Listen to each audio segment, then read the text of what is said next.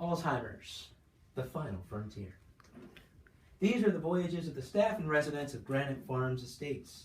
Its constant mission, to engage our residents in exploring their strange new world as they seek out a new life in their new civilization to boldly go where few have gone before.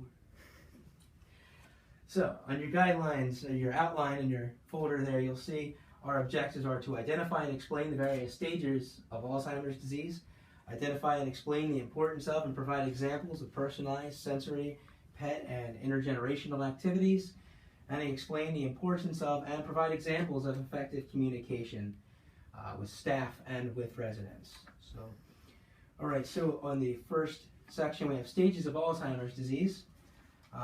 There are two different sets of stages. The first is 3 stages. Stage 1 on the first one is mild and early, which lasts anywhere from 2 to 4 years. In this stage, you have frequent memory loss, particularly of recent conversation and events, repeated questions, some problems expressing and understanding language, mild coordination problems, writing and using objects becomes difficult. Depression and apathy can occur, accompanied by mood swings, needed reminders for daily activities, and may have difficulty driving. So this could be people up and independent living, could be family members, could be us, So stage 2 is moderate to middle. It lasts anywhere from 2 to 10 years. Can no longer cover up the problems. Pervasive and persistent memory loss, including forgetfulness, personal history, and inability to recognize friends and family, rambling speech, unusual reasoning, and confusion about current events, time, and place. More likely to become lost in familiar settings, experience sleep disturbances and changes in mood and behavior, which can be aggravated by stress and change. They may experience delusions, aggression, and uninhibited behavior, which we see frequently in our setting. Mobility and coordination is affected by slowness, rigidity, and tremors. They need structure, reminders, and assistance with the activities of daily living. So we've seen the first two, I'm sure, many times here. Then we go to stage 3, which is severe to late, and that lasts anywhere from 1 to 3+ years. Confused about past and present, loss of ability to remember, communicate, or process information. Generally incapacitated with severe to total loss of verbal skills, which, we have a few people here dealing with that at this point. Unable to care for themselves. Falls are very likely or very possible. Problems with swallowing, incontinence, and illness. Extreme problems with mood, behavior, hallucinations, and delirium. In this stage, the person will need around-the-clock intensive support and care, which is where we are. All right, so then the second set of stages here, if you look, it's called the Reisberg scale. And there are 7 stages to this. No impairment is stage. Sorry. One of us might be experiencing this at the moment. Technical difficulties. That's my fault. It was on cue, wasn't it? Stage 1 is no impairment. Memory and cognitive abilities appear normal. Stage 2 is minimal impairment, normal forgetfulness. Memory lapses and changes in thinking are rarely detected by friends, family, or medical personnel. So they're experiencing it, but people might not be realizing what's going on. They try to cover it up. Difficulty with retrieving words, which I deal with personally a lot without having that. Planning, organization, misplacing objects, and forgetting recent learning, which can affect life at home and work. Depression and other changes in the mood can also occur. You imagine this can last from 2 to 7 years, but you can imagine going through that could lead to the depression. You get frustrated not trying to remember things. I know you go through that. I go through it every day when I can't remember something. All right, stage 3, early confusional, mild cognitive impairment. While subtle difficulties begin to impact function, the person may consciously or subconsciously try to cover up his or her problems. I think I just read this. So we'll move on to stage 4. Late confusional mild Alzheimer's. Problems handling finances result from mathematical challenges. Recall events and conversations are increasingly forgotten. Although most people in this stage still know themselves and their family, so they still recognize who they are and who they know. Problems carrying out sequential tasks, including cooking, driving, ordering food at restaurants, and shopping. Often withdraw from social situations, become defensive, and they become, defensive and in denial of the problems, often in these cases. That's stage 4? Stage 4, yes. Okay. Accurate diagnosis of Alzheimer's disease is possible at this stage, and it lasts roughly 2 years. I realize I may have skipped something there a few minutes ago. So, stage 5 is early dementia, moderate Alzheimer's disease. Decline is more severe and requires assistance. No longer able to manage independently or recall personal history, details, and contact information. Frequently disoriented regarding time and place.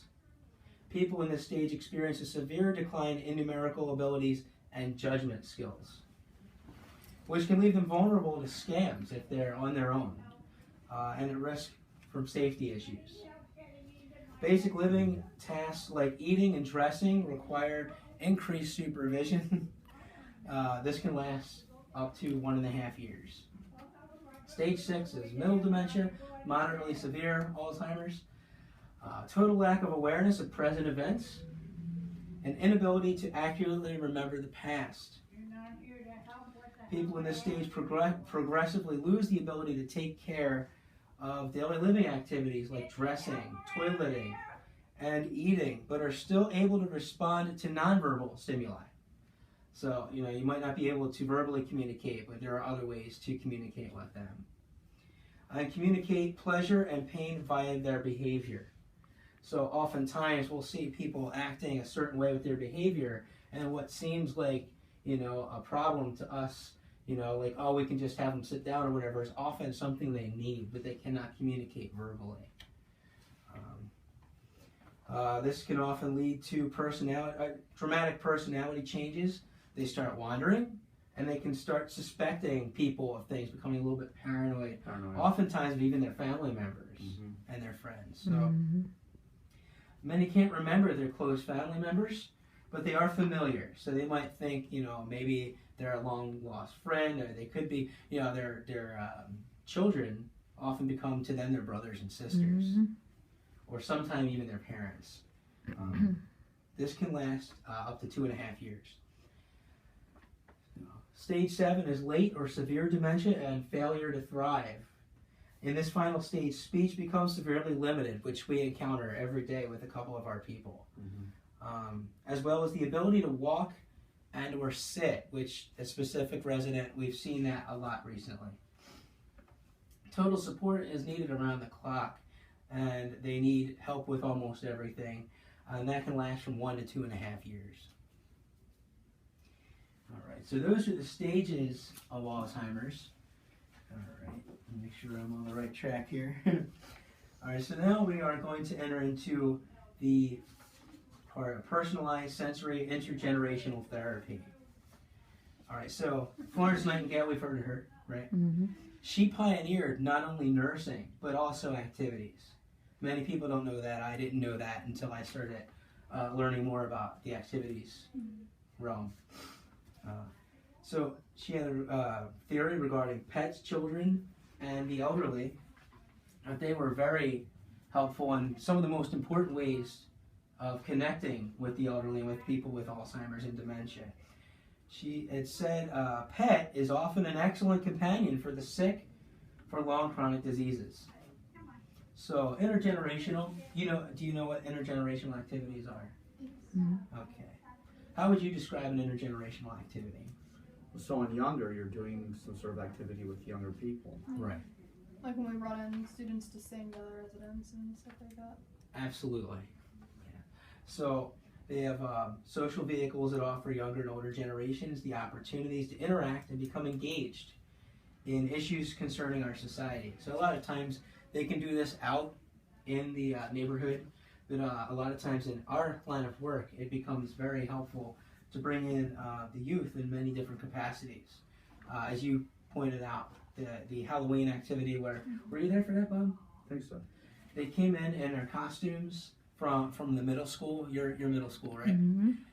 And then so they came dressed in their costumes, and they took popular songs like "Pop Goes the Weasel," and they had melodies too. I mean, new words regarding Halloween, and the residents loved it. I didn't see that, but we had a lot of people dressing up, and people of different age groups came in who were dressed up in costume. Yeah. And they all had a great time. The kids loved it. The residents had put together some candy and treats for them, and so they were able to interact and connect with each other. It was pretty great.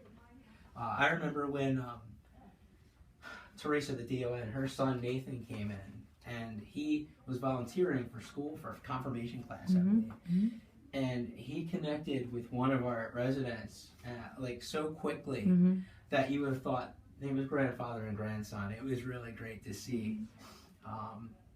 So some of the benefits to intergenerational is a sense of community. You bring the old and the young together, and they get to interact. Common learning. The elderly, our I can't think of the word. Our population, our people here, our residents have so many things that we've heard and we've learned that they've been through such a great and drastic life experience in many fronts that we've learned, and they share with the young people, and then the kids come in and they're bringing a whole set of new life and joy and just energy that they don't get to experience every day. So it's pretty cool to see that they learn from each other, and they can become very good companions for each other.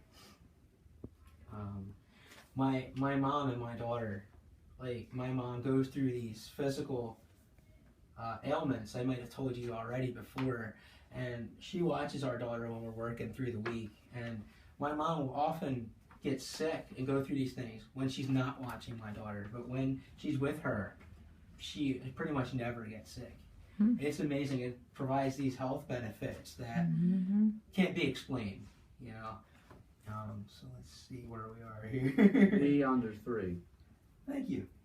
Yeah, so sense of community, common learning and companionship. Young and the elderly are seen as assets to each other and not problems to be solved. There can be an overriding mindset at times that the elderly, once they get sick, are burdened, and they just need to make sure they're taken care of, and that's it. Thankfully, we don't really see a whole lot of that here. The families are very involved with them, and you see genuine care. But a lot of times the youth get a bum rap too, I think. They're slackers, nobody, they don't care about anybody. But I've personally seen a great deal of caring from the young people and the youth. So instead of problems, they're able to be seen as assets, and that builds your self-esteem. So benefits to pet therapy, comfort in grief, increased health benefits and lower healthcare costs. That's a plus. Companionship, lower agitation, depression, and anxiety. I'm sure if you've been here to see when Pulse for People come in, almost all the residents, except a couple specific ones, like, oh, come here, with little kids, but with the dogs that come in too, the pets. It's pretty amazing. Some people that sit there stagnant most of the time, we cannot find a way to engage. I've seen the one gentleman down the hall when a dog was here, just light up like it was Christmas morning. He's like, come here. But the dog wasn't very nice. It was a family member's dog, so they didn't take him over. But it's amazing what children and what animals do for our people, for us even. I don't know. I like seeing them. So, okay. Excuse me. Senior citizens who own pets have fewer doctor visits and reduced healthcare costs. So we've addressed the healthcare costs, but it's pretty cool to see that. They lower blood pressure, ease feelings of sadness and pessimism, and reduce loneliness of patients in long-term care facilities. Sometimes an animal is all somebody has left as a companion. Mm-hmm. You know, they've lost their spouses, they've lost their parents. Some may not have children or have lost their children. So it's amazing the benefits of a pet. Some places have community pets, and we're hoping that sometime we can reach that here. We're working on it, right? So, yeah. All right. So, sensory. Sensory obviously is bringing in all the senses, you know, touch, sight, taste, feel, everything. So, we have some things over here. This guy, have you used these yet? Mm-hmm. So this is really helpful for people that are in the state of Alzheimer's who like to use their hands. If you want, you can take this part here. This little guy here, I don't know, what's this, a sensory pillow? I've never used the term. Yeah, activity pillow. Activity Mhm. pillow. So there's Looks like you can't destroy it too easily. No, it's sturdy. You can buckle it and everything. So the use of hands is very important with people with Alzheimer's. If you can keep their interest with using their hands, it's wonderful. And the textures, you know, there's soft, there's corduroy. So you've seen this already. Yeah. Okay. All right. Now, you may very well be familiar with our laundry basket here. A lot of our ladies, based on the way things used to be in the culture, Mm-hmm. you know, they took care of their household and their families, and that was, you know, the work they put in, which is a lot of work. And you know that they used to do the laundry constantly. Now, in my home, I'm currently the laundry doer. So things have changed a little bit, and it's a good thing. But for them, it gave them a sense of purpose. You know, they took care, you know, they made the food and everything at home. So we have our laundry sensory here for some of the ladies who did that. And when they do that, we can invite them into, you know, our family needs your help, you know, to fold the laundry. Would you mind helping us with this? And it gives us a sense, it gives them a sense of self-esteem and purpose. Again, I use my mom as an example. For a while, she was doing our laundry for us. I'm like, Mom, you don't have to do our laundry. And she was like, no, I really love helping my family. And I think that just built her up so much. She took such joy out of doing that for us because she's always been a giver. And I think any of us really, when we really honestly give of ourselves and don't think so much about it, it builds you up as a person. It builds your confidence. It makes you feel good. You know, so sometimes there's a selfishness in a good way to doing things for other people. But this gives a great sense of purpose. Sometimes things like this and incorporating things that they did in their lives. Massage, whether it's hand massage, sometimes a shoulder rub, hugs for when it's appropriate. If the resident is happy to receive one in an appropriate setting, then hugs have, you know, there's one lady down the hall, you know, she loves to receive a hug, a couple of them. You know, sometimes, you know, just a friendly touch is a really big thing. Looking somebody in the eye and just letting them know you care is huge. So touch and visual massage, hugs, stuffed animals and textures. You know, our one lady, again, sometimes she's giving her a stuffed animal. Oh my goodness gracious, you've made her day. Sometimes I feel that they think that's their pet. Remember there was a gentleman here, I won't name, who had a stuffed dog, and he thought it was his dog Molly. And he would greet you at the door, and he would greet you on the way in, on the way out, and he'd always have his dog Molly with him.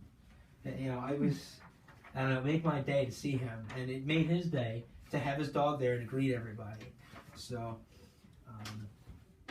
so stuffed animals, laundry, personalized items that meant something to them. We had one lady's family helped us put this together. She was a volunteer for the Red Cross, and she was with the Forget-Me-Nots, who, can't get this thing open, would, you know, wind these up and, you know, wind the bandages up, you know, wrap them up and have them ready for the people that were being tended to. So this is something that was a great deal of, it meant a great deal to her when she did this, and she talked about it, you know, forever. So we have things like this. It's good to personalize items because, you know, especially when your long-term memory is still okay, but your short-term's pretty much gone. You have to tap into the things you know. we'll see a lot of times that our residents are going back to when they were children, or when their children were little, and or when they were children they have to go home to their parents, or oh, my babies need me. In that moment, sometimes you have to meet them where they are. So going with their reality is key.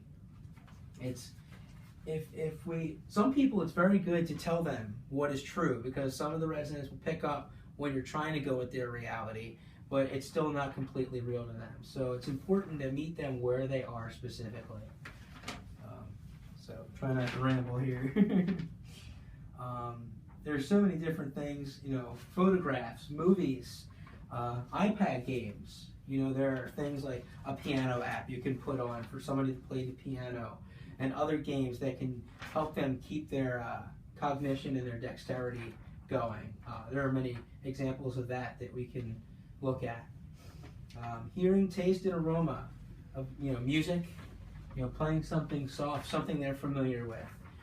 When we have an entertainer here, when we have the music playing, even people who are very anxious in their stages of dementia calm down considerably. Music has a way of touching us that almost nothing else does. Sounds like oceans and calming sounds, a diffuser for aromatherapy, put some oils in there, flowers and perfumes, baking and foods. So people that might not be able to take a physical part in our baking club could benefit from the aromas if they're in the same room and take a part in that. Coffee, tea, hot chocolate, different drinks and beverages, cake, ice cream, milkshakes, and so on. Foods that they grew up with, that were in their homes growing up, or that they made for their children, might be things you might want to make with them too, that we might want to do. So communication is very important. It's the most important thing. And I think if we can all state from our experience how important it is to have good communication, whereas the lack of it has caused a great deal of anxiety for staff and residents. Good communication leads to a peace and higher quality of life for all of us. Examples of effective communication: maintain eye contact. Good eye contact. If you're looking away, somebody feels like you don't care. Or smile. Smile when it's a good time to smile. But at the same time, if somebody is in a spot where they're a little bit anxious, being empathetic and showing that concern is like, stutter, is exactly what we should be doing probably. Just go with them the best you can. Seek a quiet environment when possible. You'll see in our room when we can do it, taking somebody out of the room, walking them down the hall, walking them to the quiet room or their bedroom, reacquainting them with their possessions and such is a great deal of help when we can do it. Keep to a routine. We know that we are all creatures of habit, but with a lot of our dementia and Alzheimer's residents, keeping things the same is very important, because when it gets changed, then it sets them off a great deal. Sometimes, with the sundowning, the anxiety can set in. So kind of trying to keep a routine and a calmness is essential. Listen to that, residents. I've struggled with this myself, not cutting them off. Don't rush what they're saying. Listen to them intently. Use shorter sentences. And if they're not getting what we're saying, rephrase what we're saying in a way that might help them understand it better. Point them in the right direction, redirect them. And we got to keep in mind, all of us, sometimes that no matter what we do, it's not always going to work. There are some times in some situations where no matter how hard we try, nothing's going to work, but we just have to be compassionate and patient with them in that situation. Bob, Mm-hmm. I'd like to invite you to this chair, please, if you wouldn't mind. Uh-oh. There's no electrodes on it. What's that? No electrodes on it, are Yeah. Okay. I'm not going to strap you in, that's illegal. there? So, no restraints. No restraints. I'm ready for anything, I guess. All right.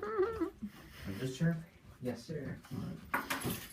Alright, so, Bob, put yourself in position. You're a resident here. You think you need something, you want to go get it. Put yourself in that situation. what do you do? First I feel stressed, I think, anxious. Well, how about I'm sorry, If I maybe can I'm not explaining it communicate, I'll say something. well. All right, so pretend you're in that situation where you want to get up, you want to go get something, whatever it is. I'll raise my hand, maybe. Excuse me, yes sir, can I help you? Yeah, I want to go make cookies. I'm sorry, we can't make cookies right now. Well, my kids are at home, and I have to help them out. Your kids are not at home. They're not here. They're not at home. Where are they? They're not here. They will see you when they can. Yeah. Sorry, your kids aren't here right now. Oh, when will I see them? I don't know that. So Bob, at this point, you're probably getting pretty anxious to go to see them. What would you do in that situation? Now I might start Show standing me. up. I'm sorry, sir. You need to sit down. Sit down, sir. I'm sorry. You have to sit down. What? What do you do in that case? Then I may get. Well, it could be a number of things. I could be combative. Right. So I try to you hit can act it you. out as long as you don't really hit me. So, sir, I'm sorry. Help! How does that make you feel? Controlled. Controlled, right? What else? Like you're a no. Like you're a Doesn't no. really make me less. It will make heighten the anxiety. Mhm. Yeah. And you would get louder, probably, right? Help! Help! No, Somebody- sir, you're being too loud. You're disturbing the other residents. We're trying to do something in here. Could you please stop? And a lot of times, we've seen this at Right. times, Mhm. So I know it seems harsh, probably because it is, right? But it's very difficult to be patient at times. But if we were in their shoes, or if we saw our mother or father sitting there, and but you just felt it, did it make you nervous, Bob? A little bit, yeah. I'm sorry, I put you in that situation. No, it's good. No, it's called role playing, right? Yes. It's good. It's good. Yeah. That's good. Very So, good. there are a few others we could do, but I don't think we need to do all those. Right. So what I'm going to invite you to do now is you're going to pause this, Melanie. I don't want to press stop. Okay. Is I'm we nervous have to a press. questionnaire with a few questions. Okay, I'm nervous to How press far stop. along are we? I'm We're sorry. at 27 minutes. Okay. All right. So if you just look at it, if you want to write your answers, that's fine. I just want to give you a minute to look at it, think about it, Mm-hmm. and then we'll talk about it. Mm-hmm. These aren't my own personal. Our own personal. Yes. These are Yeah. likes. Okay. Yes, sir.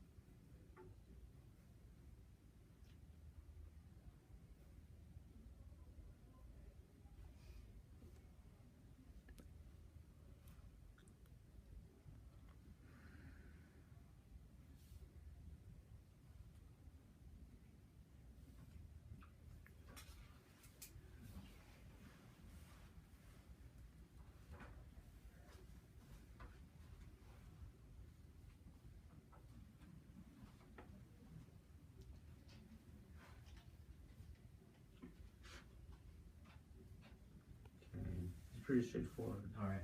Is it okay if we go forward with it? Mhm. Okay. All right. So first question, if you want to share your answers, that's awesome. What is your favorite hobby? Sure. Writing songs. Writing songs. Okay. All right.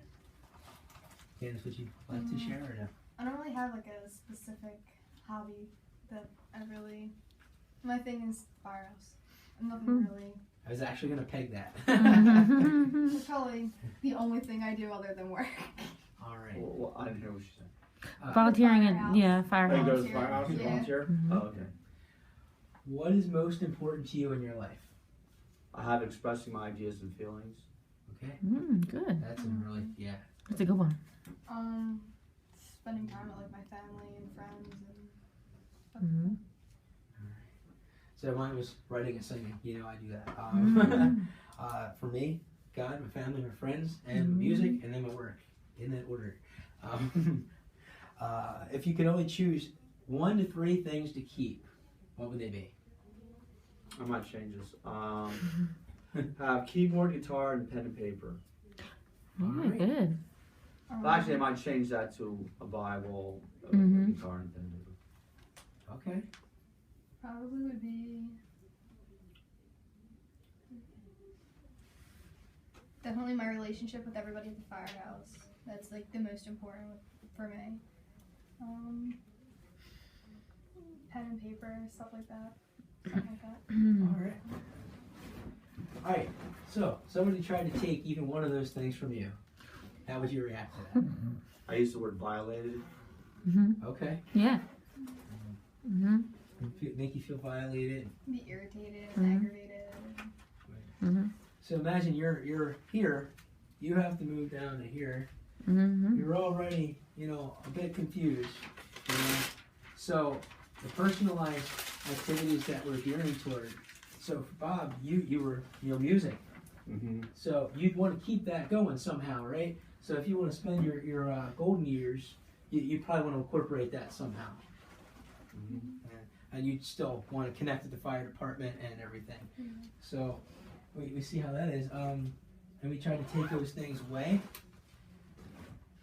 Yeah, I'd be pretty upset. So we see a lot of our residents, a lot of times we're not giving them what they've known. And a lot of times we try to also. It's very important that we meet them where they are and try to, personalize everything as much as possible. And then when we do that, a lot of times we can tap in to their long-term memory and increase their happiness and quality of life. And this is their golden years. These are their golden years. I don't know where I put my stuff right over here. So, just things to think about. How we would feel in their shoes. How we would feel if we had our spouse or our parent, or grandparent in a situation like this. And to keep that in mind when we're dealing with our residents, because we are here to take loving care of them, and sometimes that's difficult. So, in this short time, we've discussed just a sampling of what our residents go through. We've had the opportunity to think about and feel what it's like to be in their shoes. It takes a special kind of person to meet these great people where they are. Now it's you who are boldly going where few have gone before. You are the one who makes a difference in the lives of our residents. You are the smile they'll see, the ear they'll have to listen, the gentle hand on their shoulders. You are the number one to their captain, the one who will help them navigate this strange new world they've entered. Now, go boldly.